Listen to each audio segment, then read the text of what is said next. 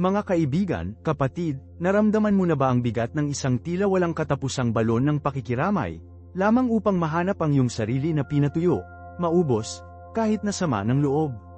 Kami ay tinuruan na maging mabait, mag-alok ng tulong, maging mga kamay at paa ni Kristo. Ngunit binabalaan din tayo ng mga banal na kasulatan, hindi ba? Hindi lahat ng tulong ay kapaki-pakinabang. Ngayon, galugarin natin ang malalim na karunungan ng pag-unawa kung kanino natin pinalawak ang ating tulong, isang karunungan na mahalaga para sa ating espiritual na kagalingan at pagiging epektibo. Hindi ito tungkol sa pagiging hindi mabait, tungkol ito sa pagiging matalino, tungkol sa pag-unawa na kung minsan, ang pinakadakilang gawa ng pag-ibig ay ang pagpigil sa tulong. Isipin ito. Hindi ba ang ideya ng pag-unawa sa tulong ng isang malalim na kilos ng pag-ibig para sa kapwa tagapagbigay at ang tatanggap? Magsimula tayo sa pundasyon ng prinsipyo ng espiritual na pag-unawa. Ang Biblia ay puno ng mga halimbawa ng mga individual na nagkamali ng kanilang pakikiramay, na humahantong sa pagkapagod at maging komplikado sa mga mapanirang pag-uugali. Ang Jeremias Kapitulo 1 versikulo 5 ay nagpapaalala sa amin, bago kita nabuo sa sinapupunan ay kilala kita. Kilala tayo ng Diyos bago tayo umiiral, at alam din niya ang mga puso ng iba. Dapat nating malaman na makinig sa panloob na tinig na iyon, ang tahimik na pag-uudyok ng banal na espiritu, upang gabayan ang ating mga aksyon. Hindi ito tungkol sa paghusga, ito ay tungkol sa matalinong pangangasiwa ng ating oras, enerhiya, at mapagkukunan. Ito ay tungkol sa pagprotekta sa ating mga puso mula sa mga magsasamantala sa ating kabutihang loob. Isaalang-alang ang hanggal, ang isa na pumipigil sa karunungan at pagtuturo. Sinasabi ng Kawikaan Kapitulo 1 versikulo 7, ang takot sa Panginoon ay ang simula ng kaalaman, ang mga tanga ay humahamak sa karunungan at pagtuturo. Ang pagtulong sa gayong individual ay madalas na walang saysay.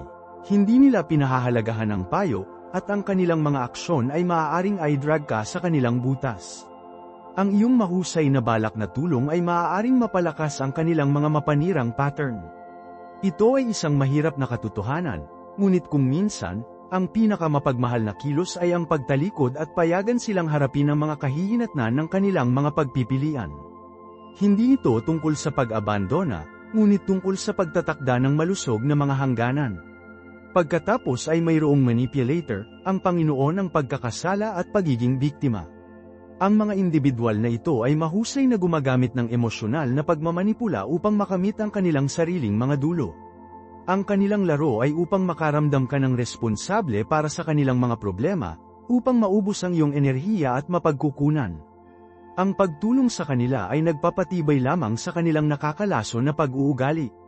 Nagtatagumpay sila sa iyong pakikiramay, ginagamit ito bilang gasolina para sa kanilang mga manipulative scheme. Dapat nating malaman na kilalanin ng banayad na mga taktika ng pagmamanipula, ang mga nagbabantang-banta at gumawa ng mga krisis, at pigilan ang paghihimok na maging kanilang tagapagligtas. Tandaan, hindi mo may save ang isang tao na hindi nais na maligtas.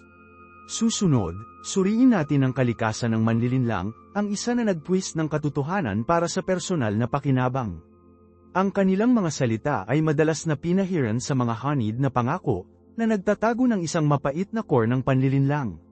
Ang pakikipag-ugnay sa kanila ay maaaring humantong sa sakit ng puso at pagkabigo. Ang kanilang mga kasinungalingan ay maingat na itinayo, na idinisenyo upang mapasok at manipulahin. Ang hindi pagkatiwalaan ay hindi likas na negatibo, sa harap ng panlilinlang, ito ay isang kinakailangang mekanismo ng pagtatanggol. Binabalaan tayo ng mga banal na kasulatan laban sa mga taong linlangin tayo, na hinihimok tayo na maging nakikilala at maingat sa ating mga pakikipag-ugnay. Kailangan nating kilalanin ang kanilang mga pattern ng panlilinlang, ang kanilang madulas na mga salita, at ang kanilang kakulangan ng tunay na pagsisisi.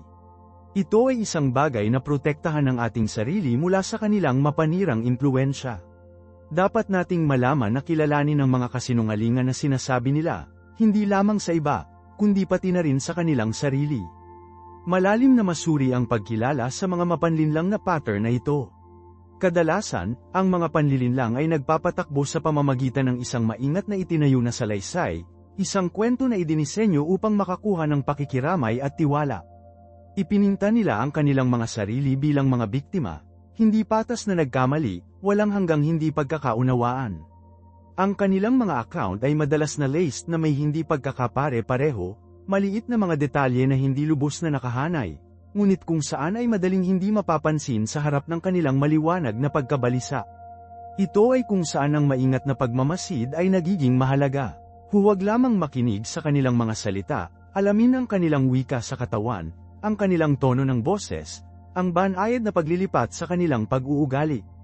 Ang kanilang mga aksyon ay tumutugma sa kanilang mga salita. Ang isang pare-pareho na pattern ng incongruence ay dapat itaas ang isang pulang watawat. Isaalang-alang ang halimbawa ng kasamahan na patuloy na nakaligtaan ang mga deadline, na sinisisi ang hindi inaasahang mga pangyayari o ang mga pagkabigo ng iba. Sa una, maaari kang mag-alok ng suporta, marahil kahit na gawin ng ilan sa kanilang workload upang maibsan ang presyon. Ngunit kung ang pattern na ito ay umuulit, kung ang mga dahilan ay lalong naging masalimuot at ang kakulangan ng pananagutan ay nagpapatuloy, maaari mong simulan ang paghihinala ng isang mas malalim na issue. Hindi ito tungkol sa paghusga sa kanilang pagkatao, ito ay tungkol sa pagkilala sa isang pattern ng manipulative. Ginagamit nila ang iyong pagkahabag upang maiwasan ang responsibilidad para sa kanilang mga aksyon. Ang mapagmahal na tugon ay hindi upang magpatuloy sa pagpapagana ng kanilang pag-uugali, ngunit upang itakda ang mga hangganan ng matatag at marahil kahit nakasangkot ang isang supervisor upang matugunan ang mga patuloy na issue. Ang isa pang taktika na pinagtatrabahuhan ng mga panlilinlang ay ang gaslighting. Ang hindi mapaniniwalaan na pamamaraan na ito ay nagsasangkot ng subtly twisting reality, na pinag-uusapan mo ang iyong sariling pangunawa at katinoan. Maaari nilang tanggihan ang mga bagay na sinabi o ginawa nila, inaangkin mo na hindi mo naintindihan ang mga ito, o kahit na iminumungkahi na iniisip mo ang mga bagay. Maaari itong maging hindi ka panipaniwalang nakakapinsala sa iyong pagpapahalaga sa sarili at kagalingan sa kaisipan. Kung nahanap mo ang iyong sarili na patuloy na pangalawang hulaan ang iyong sarili sa pagkakaroon ng isang tiyak na individual, kung sa tingin mo ay nalilito at nasaraan ang loob pagkatapos ng mga pakikipag-ugnay sa kanila, pagkatapos ay oras na upang bumalik at muling masuri ang relasyon. Tiwala sa iyong intuisyon, ang iyong pakiramdam ng gut ay madalas na isang malakas na tagapagpahiwatig ng isang bagay na hindi maganda. Dokumento ng mga tiyak na pagkakataon ng gaslighting, note ang date, oras, at ang mga tiyak na komento o kilos na ginawa mong manipulahin. Ang dokumentasyong ito ay maaaring maging napakahalaga kung kailangan mong tugunan ang sitwasyon sa iba o humingi ng suporta. Tandaan, ang pag-unawa sa katotohanan mula sa kasinungalingan ay hindi laging madali. Ang mga panlilinlang ay madalas na bihasa sa pagmamanipula at panghihikayat. Gayunpaman, sa pamamagitan ng pagbibigay pansin sa mga detalye, pag-obserba ng mga pattern ng pag-uugali, at pagtitiwala sa iyong intuisyon, maaari mong malaman upang makilala ang kanilang mga taktika at protektahan ang iyong sarili mula sa kanilang mapanirang impluwensya. Ito ay tungkol sa pagbuo ng isang malusog na pag-aalinlangan, hindi tungkol sa pagiging mapang-uyam o hindi mapagkakatiwalaan ng lahat. Ito ay tungkol sa pagiging matalino sa iyong mga pakikipag-ugnay, na makilala kung sino ang karapat-dapat sa iyong tiwala at kung sino ang hindi. Ang pag-unawa na ito ay isang mahalagang kasanayan sa pag-navigate sa pagiging komplikado ng mga relasyon ng tao at pag-iingat sa iyong emosyonal at espiritual na kagalingan. Nangangailangan ito ng kamalayan sa sarili, isang pagpayag na matuto mula sa mga nakaraang karanasan, at isang pangako upang unahin ang iyong sariling kalusugan sa kaisipan. Malalim nating suriin ang banayad na sining ng panlilinlang, na nakatuon sa kung paano sinasamantala ng mga manipulators ang ating likas na pagnanais para sa koneksyon at empatiya. Kadalasan ay nasamsam nila ang ating mga kahinaan, gamit ang ating pakikiramay laban sa amin.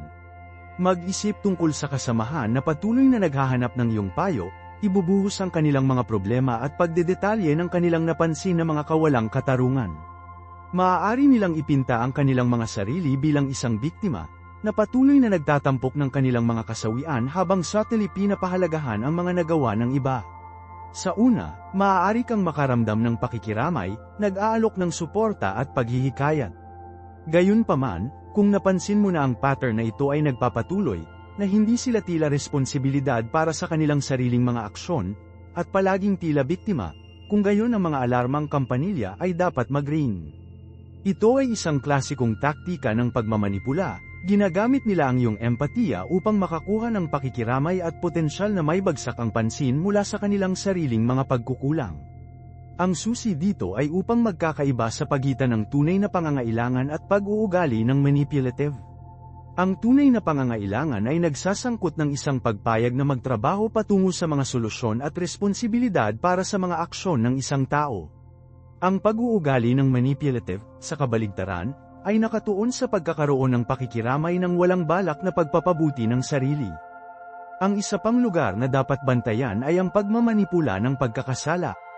Ang mga manipulators ay mga masters sa paggawa ng pakiramdam mo na nagkasala sa hindi pagtugon sa kanilang mga pangangailangan o inaasahan, kahit na ang mga pangangailangan ay hindi makatwiran o ang kanilang mga inaasahan ay hindi makatutuhanan. Maaari silang subtly hint sa iyong mga pagkukulang, na pinaparamdam sa iyo na hindi sapat o responsable para sa kanilang kalungkutan. Maaari silang gumamit ng mga passive-agresibong taktika, tulad ng pagsalkang o pagbibigay sa iyo ng tahimik na paggamot, upang makaramdam ka ng pagkakasala sa hindi pagtugon sa kanilang emosyonal na pagmamanipula. Alamin na kilalanin ang mga taktika na ito at huwag mapalitan ng kanilang mga paglalakbay sa pagkakasala. Ang isang malusog na relasyon ay dapat magsulong ng paggalang at pag-unawa sa isa't isa, hindi isang palaging pag-ikot ng pagkakasala at pagmamanipula. Kung nalaman mo ang iyong sarili na patuloy na humihingi ng tawad sa mga bagay na hindi mo pa nagawa o pakiramdam na responsable para sa emosyonal na estado ng ibang tao, ito ay isang malakas na tagapagpahiwatig ng pagmamanipula. Isaalang-alang ang senaryo ng isang kaibigan na patuloy na humihingi ng mga pabor ngunit bihirang gantihan. Sa una, maaari kang maging masaya na tumulong, tiningnan ito bilang isang gawa ng pagkakaibigan. Gayunpaman, kung magpapatuloy ang pattern na ito, kung palagi silang sinasamantala ang iyong kabutihang loob ng hindi nag-aalok ng anumang bagay bilang kapalit, malamang na manipulado ka. Hindi ito tungkol sa pagiging makasarili, ito ay tungkol sa pagkilala sa isang kawalan ng timbang sa relasyon. Ang mga malulusog na relasyon ay itinayo sa gantimpala at paggalang sa isa't isa. Kung ang isang tao ay palaging tumatagal ng hindi nagbibigay, ang relasyon ay likas na hindi balanseng at potensyal na mapagsamantala. Ang pagtatakda ng mga hangganan ay mahalaga sa mga ganitong sitwasyon. Mas okay na sabihin hindi, upang unahin ang iyong sariling mga pangangailangan, at tumanggi na samantalahin. Hindi ito tungkol sa pagiging hindi mabait, tungkol ito sa pag-iingat sa sarili. Tandaan, ang pagkilala sa pag-uugali ng manipulative ay hindi tungkol sa pagiging paranoid o hindi mapagkakatiwalaan. Ito ay tungkol sa pagbuo ng isang masigasig na kamalayan ng mga dinamika ng tao, pagkilala sa mga pattern, at pagprotekta sa iyong kagalingan sa emosyonal. Ito ay tungkol sa pag-aaral upang makilala ang tunay na koneksyon mula sa mga taktika ng manipulative. Ito ay isang kasanayan na bubuo sa paglipas ng panahon sa pamamagitan ng pagmuni-muni sa sarili, pagmamasid, at isang pagpayag na matuto mula sa mga nakaraang karanasan. Kung mas nauunawaan mo ang mga mekanika ng pagmamanipula, mas mahusay na gamit mo ay mag-navigate sa mga komplikadong sitwasyon sa lipunan at protektahan ang iyong sarili mula sa mga naghahangad na samantalahin ang iyong kabaitan at pakikiramay. Ang prosesong ito ay nagsasangkot ng isang pangako sa pangangalaga sa sarili at isang pagpayag na unahin ang iyong sariling kalusugan sa emosyonal. Ito ay isang paglalakbay ng pagtuklas sa sarili, na humahantong sa higit na emosyonal na pagiging matatag at malusog na relasyon. Ngayon, mas malalim ang pagkilala sa mga pattern na manipulative na ito. Ang isang karaniwang taktika ay ang paggamit ng flattery at labis na papuri, na madalas na sinusundan ng isang kahilingan. Pag-isipan ito, ang isang tao na napansin sa iyo ng mga papuri, na pinaparamdam sa iyo na hindi ka pani-pani walang pinahahalagahan at espesyal, pagkatapos lamang ay pindutin ka ng isang kahilingan na nahihirapang tumanggi. Hindi ito tunay na pagpapahalaga. Ito ay isang kinakalkula na diskarte upang magamit ang iyong positibong damdamin upang makuha ang gusto nila. Ang biglaang paglipat mula sa labis na papuri sa isang hinihiling na kahilingan ay maaaring makaramdam ng pag-aalsa, halos disorienting, na ginagawang mas mahirap sabihin na hindi. Ito ay klasikong pagmamanipula, naglalaro sa iyong positibong emosyon upang maiiwasan ang iyong nakapangangatwiran na proseso ng paggawa ng desisyon. Ang isa pang banayad na anyo ng pagmamanipula ay nagsasangkot ng paggamit ng mga banta, malinaw man o implicit. Ang isang tahasang banta ay isang direktang pahayag tulad ng, Kung hindi mo ito gagawin, kukunin ko. Ang isang implicit na banta ay higit na naiinis, marahil isang tinakpan na mungkahi ng mga kahihinatnan, tulad ng, well, kung hindi mo ako tinutulungan, kakailanganin ko lang itong hawakan ng aking sarili, alam mo kung gaano ka-stress ang para sa akin. Malinaw ang implikasyon, ang iyong pagtanggi ay magiging sanhi ng hindi nararapat na paghihirap at pasanin. Ang taktika na ito ay gumaganap sa iyong pakikiramay at pakiramdam ng responsibilidad, na pinapagaan mo ang pagsunod. Ang susi dito ay kilalanin ang pinagbabatayan na banta at maunawaan na hindi ka responsable sa pamamahala ng stress o pagkabalisa ng ibang tao. Isaalang-alang din ang pagmamanipula ng takot. Maaari itong kasangkot sa labis na mga panganib o kahihinatnan upang takutin ka sa pagsunod. Halimbawa, ang isang tao ay maaaring kapansin-pansing overstate ang mga potensyal na repercussions ng isang desisyon, pagpipinta ng isang larawan na higit na kitikot-takot kaysa sa katotohanan upang itulak ka patungo sa kanilang ginustong kinalabasan. Maaari nilang mapuko ang potensyal para sa mga negatibong kahihinatnan, na binibigyang diin ang pinakamasamang kaso upang lumikha ng takot at pagkabalisa, sa gayon ay iimpluwensyahan ang proseso ng paggawa ng desisyon.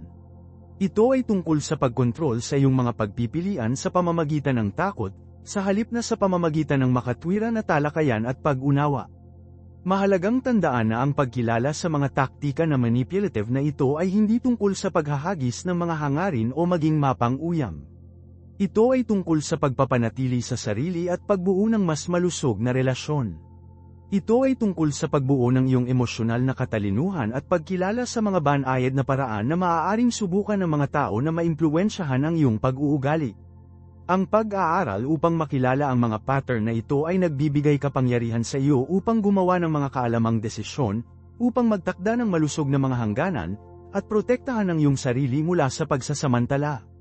Ito ay tungkol sa pag-unawa na ang iyong mga damdamin at pangangailangan ay may bisa, at mayroon kang karapatang sabihin na hindi nang walang pakiramdam na nagkasala o obligado.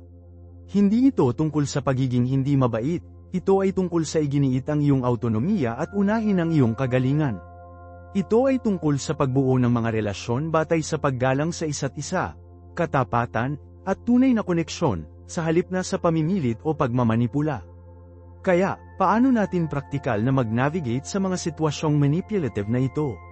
Nagsisimula ito sa kamalayan sa sarili. Bigyang pansin ang pakiramdam ng iyong gut. Ang buhol na iyon sa iyong tiyan, ang pakiramdam ng hindi mapakali, iyon ang iyong intuisyon na nag-sign ng isang potensyal na problema. Huwag tanggalin ito. Kadalasan, ang aming hindi malay ay nakakakuha ng mga banayad na mga pahiwatig na hindi napapansin ng aming malay tao. Magtiwala sa panloob na boses. Susunod, pag-aralan ang sitwasyon. Bulahin ang pakikipag-ugnay. Ano ba talaga ang sinabi o ginawa ng tao? Ano ang kanilang tono ng boses? Ano ang kanilang wika sa katawan? Labis ba silang mabisa sa kanilang papuri bago gumawa ng isang kahilingan? Nababanta ba nila ang mga kahihinatnan? Pinalalaki ba nila ang mga panganib o mga benepisyo sa pag-downplay? Ang pagsulat ng mga detalyeng ito ay makakatulong sa iyo na linawin ang sitwasyon at makilala ang mga potensyal na taktika ng manipulative. Kumuha ng isang konkretong halimbawa. Isipin ng isang kasamahan na patuloy na pinupuri ang iyong trabaho, na naliligo sa iyo ng mga papuri, pagkatapos ay i-load ang isang bundok ng labis na trabaho sa iyo. Pag-frame ito bilang isang pabor o isang pagkakataon para sa propesyonal na paglaki. Sa ibabaw, tila positibo, ngunit hamukay ng mas malalim. Ang labis na papuri ay nakakaramdam ng hindi katumbas sa kahilingan. Ito ay isang pulang bandila. Ang taktika ng manipulative dito ay ang pag-agaw ng iyong positibong damdamin upang maiiwasan ang iyong makatwira na paghuhusga. Ang tamang tugon ay hindi makaramdam ng obligado, ito ay sa magalang ngunit matatag na masuri ang iyong karga sa trabaho at ang iyong kakayahan na kumuha ng karagdagang mga responsibilidad. Ang isa pang senaryo, ang iyong kaibigan ay patuloy na nagrereklamo tungkol sa kanilang mga pakikibaka sa pananalapi at pagkatapos ay subtly na mga pahiwatig na kailangan mo silang ipahiram sa kanila ng pera. Maaari nilang bigyang diin ang kanilang desperasyon, naglalaro sa iyong pakikiramay at pakiramdam ng katapatan. Ito ay isang pagtatangka upang manipulahin ang iyong kabutihang loob sa pamamagitan ng pagkakasala. Ang susi dito ay upang makiramay ng walang pakiramdam na responsable para sa kanilang pinansyal na sitwasyon. Maaari mong ipahayag ang iyong pag-aalala at mag-alok ng iba pang mga form ng suporta, ngunit hindi ka obligadong ipahiram sa kanila ng pera kung hindi ka komportable. Tandaan, ang pagtatakda ng mga hangganan ay hindi makasarili, ito ay pag-iingat sa sarili. Ito ay tungkol sa pagprotekta sa iyong oras, enerhiya, at mga mapagkukunan. Ito ay tungkol sa pagpapanatili ng malusog na relasyon na binuo sa paggalang sa isa't isa at pag-unawa, hindi pamimilit. Alamin na sabihin na, hindi, nang walang pakiramdam na nagkasala.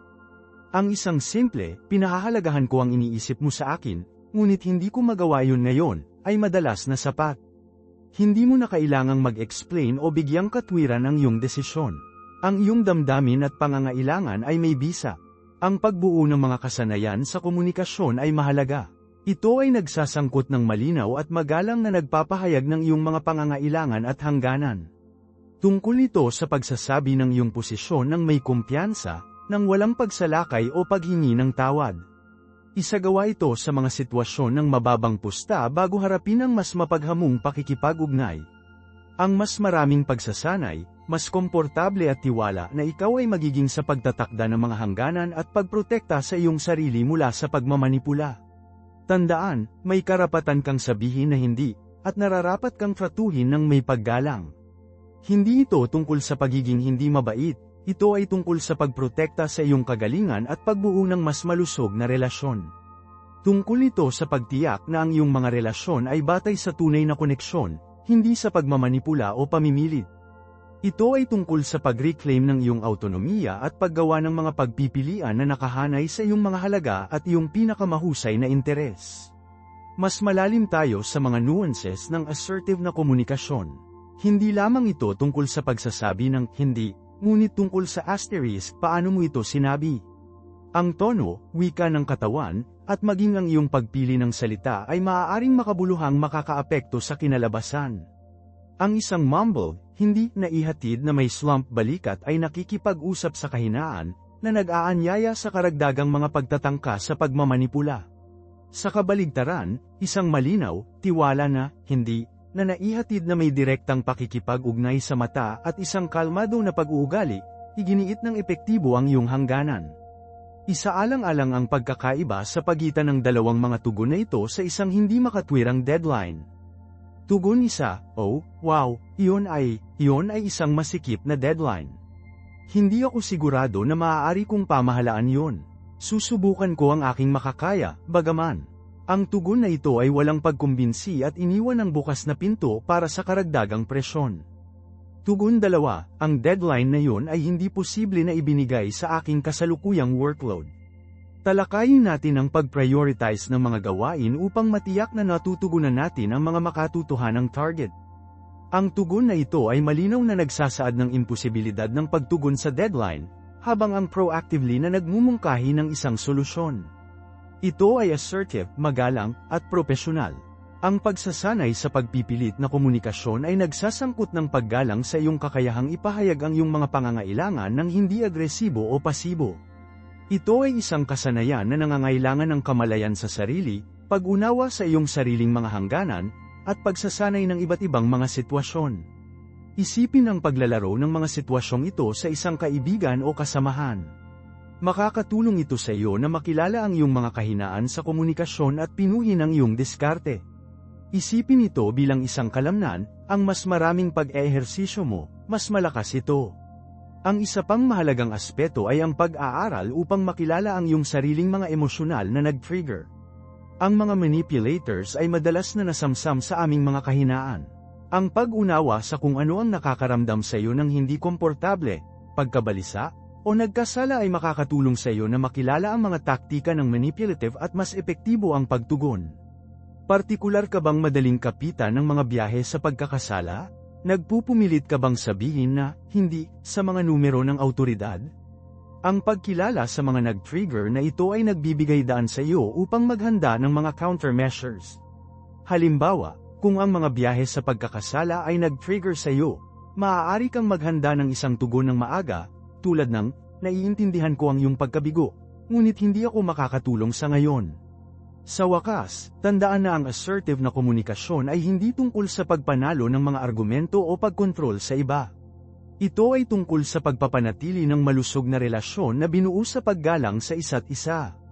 Ito ay tungkol sa pagprotekta sa iyong sarili mula sa pagsasamantala at pagtiyak na natutugunan ang iyong mga pangangailangan. Ito ay tungkol sa paglikha ng isang puwang kung saan naririnig ang iyong boses at iginagalang ang iyong mga hangganan. Ito ay tungkol sa pagbibigay kapangyarihan sa iyong sarili upang mag-navigate ng interpersonal na dinamika na may kumpiyansa at integridad. Ito ay isang paglalakbay, hindi isang patutunguhan. Magkakaroon ng mga oras na natitisod ka, kapag hindi ka komportable, o kung maaari mo ring ikinalulungkot ang iyong matiyak na tugon. Ngunit ang bawat karanasan ay isang pagkakataon sa pag-aaral. Ang bawat hindi ay may kumpiyansa mong may hatid ang pagpapalakas ng iyong kakayahang protektahan ang iyong sarili at bumuo ng mas malusog na relasyon. Ang bawat hangganan na itinakda mo ay nagpapatibay sa iyong paggalang sa sarili at nagbibigay kapangyarihan sa iyo upang mabuhay ng isang mas tunay at matupad na buhay. Mas malalim tayo sa mga emosyonal na nag-trigger. Lahat tayo ay mayroon sa kanila. Ang minahan, halimbawa, ay naging isang walang humpay na pangangailangan upang mangyaring. Gusto kong yumuko pabalik upang mapaunlakan ang iba, madalas sa aking sariling pagkasira.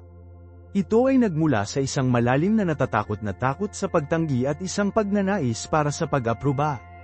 Ang pagkilala sa kahinaan na ito ay ang unang hakbang patungo sa pagtagumpayan nito. Nagsimula akong magsanay na nagsasabing, hindi, kahit nasa tila maliit na mga kahilingan. Ito ay nadama na hindi ka pani-pani walang hindi komportable sa una, tulad ng pagtanggi sa isang pangunahing patakaran ng aking pag-iral. Ngunit sa bawat, hindi, nakaramdam ako ng isang banayad na paglipat sa loob ng aking sarili, isang lumalagong pakiramdam ng paggalang sa sarili. Mag-isip tungkol sa iyong sariling mga nag-trigger. Madali ka bang natakot ng awtoridad? Nagpaparalisa ba sa iyo ang mga deadline? Natatakot ka bang salungatan higit sa lahat? Ang pagkilala sa mga nag-trigger na ito ay susi. Isulat ang mga ito, pagnilayan ang kanilang mga pinagmulan. Ang pag-unawa sa asterisk bakit asterisk sa likod ng iyong emosyonal na reaksyon ay mahalaga. Marahil ang iyong takot sa salungatan ay nagmumula sa isang pagkabata kung saan ang pagpapahayag ng dissent ay pinarusahan. Marahil ang iyong pagkamaramdamin sa mga biyahe sa pagkakasala ay nakalink sa isang nakaraang karanasan kung saan nadama mong responsable para sa emosyon ng ibang tao. Kapag nakilala mo ang iyong mga nag-trigger, maaari mong simulan ang pagbuo ng mga mekanismo ng pagkaya. Para sa takot sa awtoridad, isaalang-alang ang pag-insayo ng mga tugon sa mga potensyal na sitwasyon. Isipin ang iyong boss na humihiling sa iyo na magtrabaho ng overtime sa isang proyekto na labis na labis. Sa halip na isang maamo na pagtanggap, ang pagsasanay na nagsasabi ng tulad ng, pinahahalagahan ko ang kahilingan, ngunit pinipigilan ako ng aking kasalukuyang workload na kumuha ng karagdagang mga responsibilidad sa oras na ito. Marahil maaari nating talakayin ang muling pag-prioritize na mga gawain. Magsanay sa sitwasyong ito hanggang sa natural na pakiramdam. Para sa mga paralisado ng mga deadline, masira ang mga malalaking gawain sa mas maliit, mapapamahalaan na mga chunks. Binabawasan nito ang pakiramdam ng pagiging labis. Matagumpay na may larawan ang pagkumpleto ng bawat maliit na hakbang. Ipagdiwang ang mga maliliit na tagumpay. Tandaan, ang pag-unlad, hindi pagiging perpekto, ay ang layunin. At tandaan na makipag-usap sa mga deadline at ang iyong kapasidad na makatutuhanang. Huwag matakot na humingi ng paglilinaw o makipag-ayos ng mga makatuwirang extension. Kung ang pag-iwas sa salungatan ay ang iyong sakong Akilis, tandaan na ang malusog na salungatan ay hindi kinakailangang mapanirang. Ito ay isang pagkakataon para sa paglaki at pag-unawa. Magsanay na ipahayag ang iyong mga pangangailangan at opinyon ng mahinahon at magalang, kahit na hindi samasang ayon sa isang tao. Tumutok sa mga pahayag na, ay, nararamdaman kong nasasabik kapag. Kailangan ko, papahalagahan ko ito kung. Ang mga pahayag na ito ay nakatuon sa iyong mga damdamin at pangangailangan ng hindi sinisisi o inaakusahan ng ibang tao. Tandaan, ang pagpipilit na komunikasyon ay hindi tungkol sa pagiging agresibo o bastos. Ito ay tungkol sa pagpapahayag ng iyong mga pangangailangan at opinyon ng magalang at may kumpiyansa. Ito ay tungkol sa pagtatakda ng malusog na mga hangganan at pagprotekta sa iyong kagalingan. Ito ay isang tuloy-tuloy na proseso ng pagtuklas sa sarili at pagpipino. Ito ay tungkol sa pagiging pinakamahusay na tagapagtaguyod para sa iyong sarili, habang pinapanatili pa rin ang paggalang sa iba. Ito ay isang kasanayan na tumatagal ng oras at kasanayan, ngunit ang mga gantimpala isang mas malakas na pakiramdam ng sarili, mas malusog na relasyon, at isang mas matupad na buhay ay hindi mababago. Huwag masiraan ang loob ng mga pag-aalsa. Yakapin sila bilang mga pagkakataon sa pag-aaral. Sa bawat oras na matagumpay mong mag-navigate ng isang mapaghamong interpersonal na sitwasyon gamit ang assertive na komunikasyon, bubuo ka ng iyong kumpiyansa at palakasin ang iyong paglutas. At iyon, kaibigan ko, ay isang malakas na bagay. Ngayon, masuri natin ang ilang mga tiyak na sitwasyon at kung paano mababago ang mga ito. Isipin na ikaw ay nasa isang pulong ng koponan, at ang isang kasamahan ay patuloy na nakakagambala sa iyo, na namumuno sa pag-uusap. Sa halip na pag-urong pabalik, ang pagsasanay ay nakakagambala ng magalang ngunit matatag. Maaari mong sabihin, "Excuse me, gusto kong tapusin ang aking punto bago kami magpatuloy." O, "Naiintindihan ko ang iyong pananaw, ngunit pinahahalagahan ko ito kung maibabahagi ko rin ang aking mga saloobin." Ang susi ay upang igiit ang iyong sarili ng hindi agresibo. Tandaan ang iyong halaga, mahalaga ang iyong mga kontribusyon. Isaalang-alang natin ang isa pang senaryo, nahaharap ka sa pagpuna mula sa iyong manager. Sa halip na maging nagtatanggol, makinig ng mabuti, kilalanin ang kanilang mga alalahanin, at pagkatapos ay mahinahon na ipahayag ang iyong pananaw. Halimbawa, kung pinapuna ng iyong manager ang iyong ulat para sa kakulangan ng detalye, maaari kang tumugon sa, "Pinahahalagahan ko ang iyong puna. Naiintindihan ko na ang ulat ay maaaring makinabang mula sa mas detalyadong pagsusuri. Nagsimula na akong magtrabaho sa isang binagong bersyon at plano upang isama ang mga mungkahi na ibinigay mo." Ang tugon na ito ay nagpapakita na ikaw ay tumanggap sa pagpuna, at nagsasagawa ka ng mga aktibong hakbang upang mapabuti. Ang pagharap sa mga mahihirap na personalidad ay nangangailangan ng ibang pamamaraan. Marahil mayroon kang isang katrabaho na palagiang negatibo o kritikal. Habang hindi mo makontrol ang kanilang pag-uugali, maaari mong kontrolin ang iyong reaksyon. Itakda ang mga hangganan. Kung ang negativity ay nagiging labis, maaari mong sabihin, "Naiintindihan ko na mayroon kang mga alalahanin, ngunit ang pag-uusap na ito ay nagiging hindi produktibo para sa akin." Marahil maaari nating talakayin ito sa ibang pagkakataon kapag pareho tayong nakakaramdam ng kalmado. Hindi mo sila isinara, pinuprotektahan mo lang ang iyong emosyonal na kagalingan. Tandaan, ang assertive na komunikasyon ay hindi tungkol sa pagpanalo sa bawat argumento. Ito ay tungkol sa pagtataguyod para sa iyong sarili at sa iyong mga pangangailangan ng magalang. Ito ay tungkol sa pag-navigate ng mga hamon sa interpersonal na may biyaya at kumpiyansa. Ito ay tungkol sa pagpapahayag ng iyong mga opinyon nang walang takot sa paghuhusga o pagbabayad. Ito ay tungkol sa pagkilala sa iyong halaga at tinitiyak na naririnig ang iyong tinig. Ito ay tungkol sa pagbuo ng malusog na relasyon batay sa paggalang sa isa't isa at pag-unawa. Isaalang-alang ang pagpapanatili ng isang journal upang subaybayan ang iyong pag-unlad. Pansinin ang mga sitwasyon kung saan ginamit mo ang assertive na komunikasyon, kung paano ito nadama, at ang kinalabasan. Ang pagmuni-muni na ito ay makakatulong sa iyo na makilala ang mga pattern at pinuhin ang iyong pamamaraan. Galugarin din natin ang kapangyarihan ng di pasalita na komunikasyon. Panatilihin ang pakikipag-ugnay sa mata, gumamit ng isang kalmado at matatag na tono ng boses, at magpatibay ng isang bukas na postura. Ang mga di pasalita na mga pahiwatig na ito ay nagpapatibay sa iyong mensahe at kumpiyansa sa proyekto. Iwasan ang pagtawid sa iyong mga braso o fidgeting, dahil ang mga pagkilos na ito ay maaaring magsignal ng pagkabagot o kawalan ng kapanatagan. Magsanay sa iyong nakasisiglang komunikasyon sa isang ligtas na puwang, marahil sa isang pinagkakatiwalaang kaibigan o miyembro ng pamilya, bago harapin ang mas mapaghamong mga sitwasyon. Ang kanilang puna ay maaaring maging napakahalaga. Ang paglalaro ng iba't ibang mga sitwasyon ay makakatulong sa iyo na bumuo ng kumpiyansa at pinuhin ang iyong mga tugon. Huwag matakot na humingi ng tulong. Humingi ng gabay mula sa isang therapist o coach kung nahihirapan kang bumuo ng mga kasanayan sa komunikasyon na masiglang. Maaari silang magbigay ng personalized na suporta at mga diskarte. Tandaan, ang master ang assertive na komunikasyon ay isang paglalakbay, hindi isang patutunguhan. Nangangailangan ito ng pasensya, pagtitiyaga, at pakikiramay sa sarili. Yakapin ang proseso, ipagdiwang ang iyong mga tagumpay, at alamin mula sa iyong mga pag-iingat.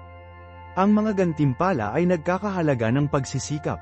Ang iyong mga relasyon ay magiging mas malakas, ang iyong pagpapahalaga sa sarili ay lumulubog, at mag-navigate ka ng mga hamon sa buhay na may higit na kadalian at kumpiyansa. Ngayon, suriin natin ang mga tiyak na mga sitwasyon kung saan ang mapaghamong komunikasyon ay maaaring maging hamon. Isipin na ikaw ay nasa isang pulong, at ang isang kasamahan ay patuloy na nakakagambala sa iyo. Sa halip na hayaan itong mag-slide o maging bigo, subukan ito. Pinahahalagahan ko ang iyong input, John, ngunit nais kong tapusin ang aking punto bago tayo magpatuloy. Ito ay isang direkta, ngunit magalang na paraan ng pag-reclaim ng iyong puwang. Pansinin kung paano ito kinikilala ang kanilang kontribusyon habang matatag na iginiit ang iyong karapatan na magsalita. Huwag matakot na ulitin ito kung kinakailangan. Ang pagkakapare-pareho ay susi. Ang isa pang karaniwang senaryo, ang isang kaibigan ay patuloy na humihingi ng mga pabor, ngunit bihirang mag-ganfrino. Maaari kang makaramdam ng obligadong sabihin oo, ngunit hindi yun iginiit. Sa halip, subukan, Sarah, masaya akong tumulong kung kaya ko, ngunit medyo nasasaktan ako ngayon. Marahil ay maaari tayong mag-brainstorm ng mga paraan upang may bahagi ang mga responsibilidad ng pantay-pantay sa hinaharap. Nagtatakda ito ng isang hangganan habang binubuksan din ang pintuan para sa isang pakikipagtulungan na solusyon. Ang susi ay upang ipahayag ang iyong mga pangangailangan ng matapat at direkta, nang hindi gumagamit ng pagsalakay o pagkakasala. Ang pagpapalagay ay hindi tungkol sa pagiging agresibo, ito ay tungkol sa pagiging malinaw at magalang. Ito ang pagkakaiba sa pagitan ng pagsasabi, palagi kang huli, agresibo, at napansin ko na huli ka na sa aming mga pagpupulong kamakailan. Lahat ba, assertive? Tingnan ang pagkakaiba. Ang diskarte ng assertive ay tumutugon sa isyu nang hindi nagtatalaga ng sisiin o nagdudulot ng hindi kinakailangang salungatan. Mag-isip tungkol sa isang oras na nabigo kang igiit ang iyong sarili. Ano ang nangyari? Ano ang naramdaman mo? Ano ang magagawa mo ng iba? Ang pagsusuri ng mga nakaraang karanasan ay mahalaga para sa paglaki. Ang pagninilay sa mga sitwasyong ito ay tumutulong sa iyo na makilala ang mga pattern at bumuo ng mga diskarte para sa mga nakatagpo sa hinaharap. Marahil ay natatakot ka sa kaguluhan, nag-aalala tungkol sa pagsira sa isang relasyon, o hindi sigurado kung paano maipahayag ng epektibo ang iyong mga pangangailangan. Ang pag-unawa sa mga pinagbabatayan na takot na ito ay ang unang hakbang patungo sa pagtagumpayan sa kanila. Isaalang-alang ang broken record na pamamaraan. Ito ay nagsasangkot ng kalmado at paulit-ulit na nagsasabi ng iyong punto, nang hindi nakakakuha ng mga argumento sa gilid o emosyonal na mga tangents. Kung sinubukan ng isang tao na mawala o tanggalin ka, muling isulit ang iyong kahilingan o pahayag. Halimbawa, kung ang isang tao ay patuloy na nakakagambala sa iyo, maaari mong patuloy na ulitin, pinahahalagahan ko ito kung hayaan mo akong tapusin ang aking pag-iisip. Ang pamamaraan na ito ay lubos na epektibo sa pagpapanatili ng iyong posisyon nang hindi tumataas ang sitwasyon. Tandaan, ang master ang assertive na komunikasyon ay isang kasanayan, hindi isang likas na katangian. Kailangan ng oras, kasanayan, at pasensya upang mabuo. Huwag mawala ng pag-asa kung hindi mo agad makita ang mga resulta. Ang bawat pakikipag-ugnay ay isang pagkakataon sa pag-aaral. Ipagdiwang ang mga maliliit na tagumpay, at alamin mula sa anumang mga pag-iingat. Ang mas maraming pagsasanay mo, mas natural at tiwala ka.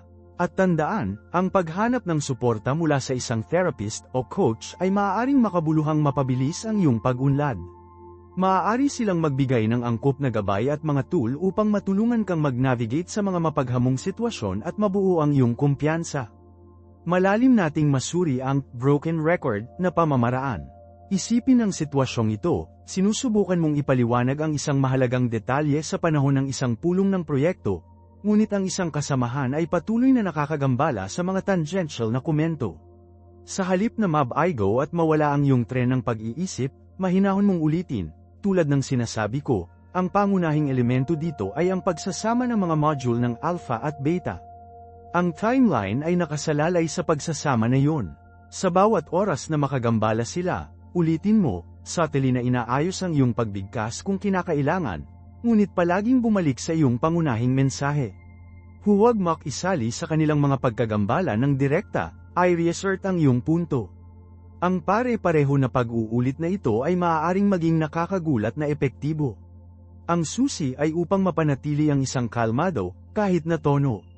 Iwasang itaas ang iyong boses o pagpapakita ng galit, mapapalaki lamang nito ang sitwasyon. Ang isa pang malakas na tool ay ang fogang na pamamaraan.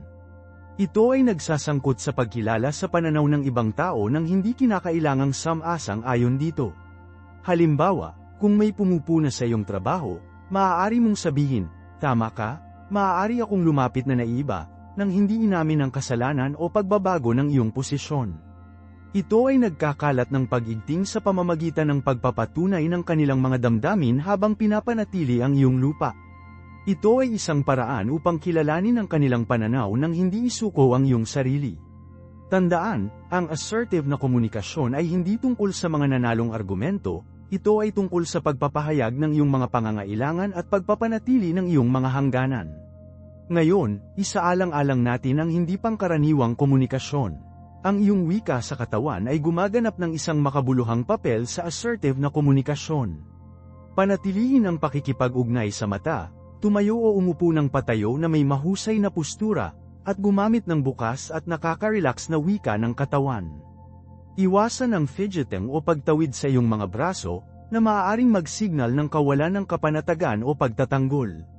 Ang isang tiwala na postura ay nagpapatibay sa iyong mensahe ng assertive. Isagawa ito sa harap ng isang salamin, maaari itong gumawa ng isang nakakagulat na malaking pagkakaiba sa kung paano ka nakatagpo. Sa wakas, tandaan na ang assertive na komunikasyon ay hindi isang one-size-fits-all solution. Ang diskarte na gagawin mo ay depende sa konteksto at ang iyong relasyon sa ibang tao. Ano ang gumagana sa isang casual na pag-uusap ay maaaring hindi angkop sa isang formal na setting. Paunlarin ang iyong intuisyon at alamin na iakma ang iyong mga diskarte ng naaayon. Kailangan mong maging kakayahang umangkop at tumutugon sa sitwasyon, ngunit palaging nakabase sa iyong sariling mga pangangailangan at hangganan. Ang pag-aaral na basahin ng silid at pag-aayos ng iyong diskarte ng naaayon ay isang mahalagang kasanayan sa mastering na masiglang komunikasyon. Ito ay tungkol sa pagiging epektibo, hindi mahigpit. Ito ay tumatagal ng kasanayan at kamalayan sa sarili. At tandaan, okay lang na humingi ng tulong.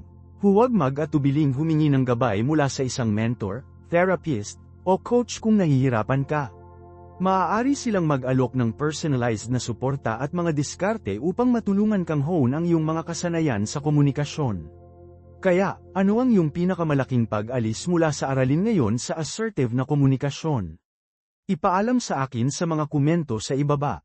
At huwag kalimutan na mag-subscribe, pindutin ang notification bell upang hindi ka makaligtaan sa aming susunod na video sa resolusyon ng salungatan, at makikita kita doon. Hanggang sa susunod, ito ay si Marco, nag-sign off.